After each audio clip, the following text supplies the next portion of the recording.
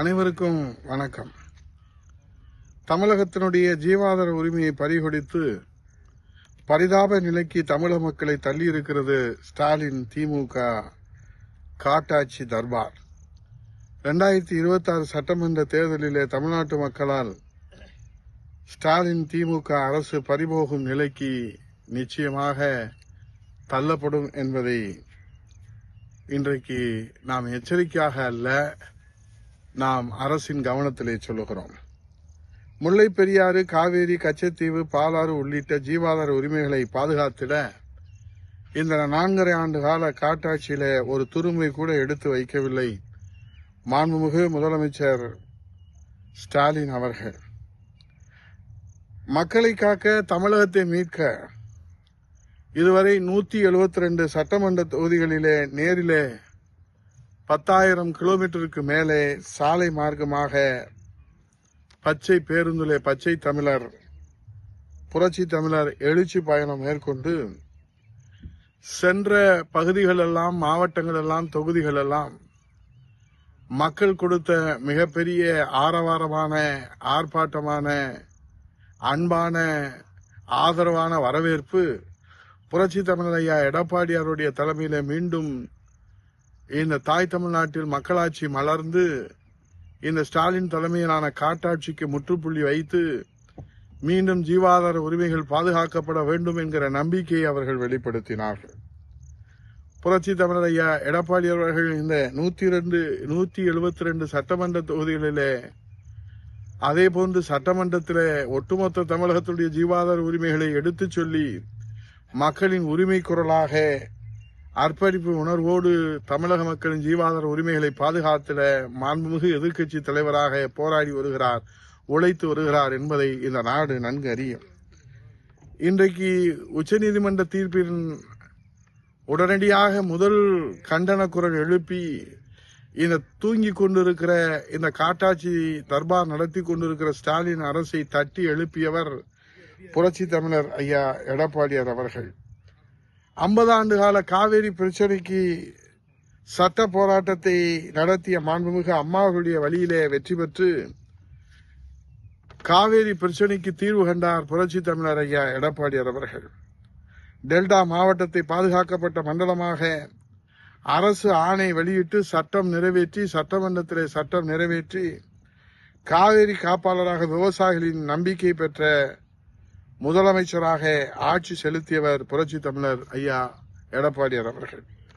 ஆனால் இன்று நிலைமை என்ன? கர்நாடக அரசு ராம்நகர் மாவட்டம் கனகபுரம் அருகே மேகதாது என்ற இடத்திலே புதிய அணை கட்ட முடிவு செய்திருக்கிறது.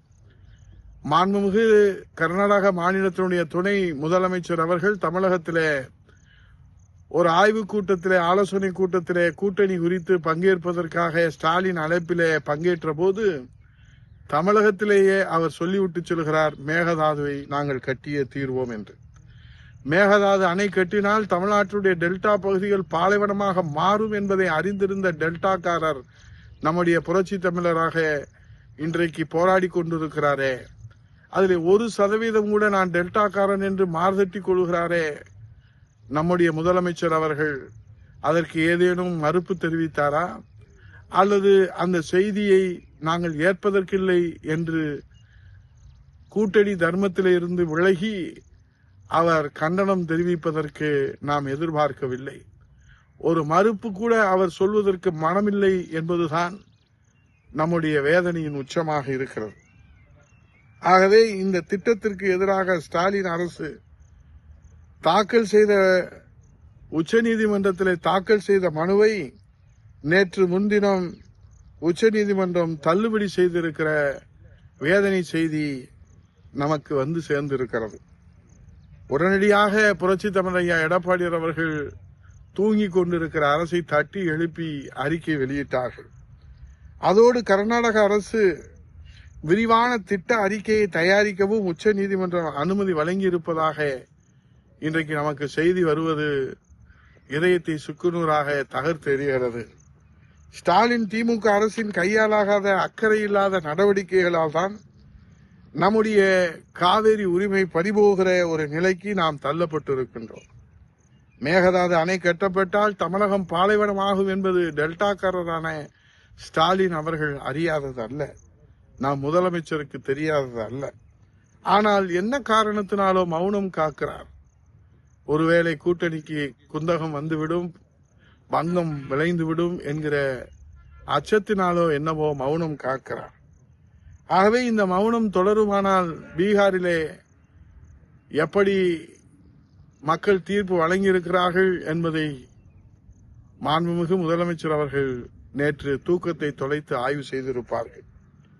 ஆகவே இன்றைக்கு கர்நாடக அரசு சார்பிலே பெங்களூர் பாசன அலுவலகத்திலே மேகதாது திட்டத்திற்கு ஒரு புதிய அலுவலகத்தை தனியாக தொடங்கி வைப்பதற்கு மாண்புமிகு துணை முதலமைச்சர் அவர்கள், கர்நாடகத்தினுடைய துணை முதலமைச்சர் அவர்கள் வருவாய்த்துறைக்கும் வனத்துறைக்கும் நிலம் கையகப்படுத்துவதற்கும் உத்தரவிட்டிருக்கிறார்கள் என்கிற செய்தி பேரதிர்ச்சியாக நம் தலையிலே இடியாக வந்து இறங்கியிருக்கிறது.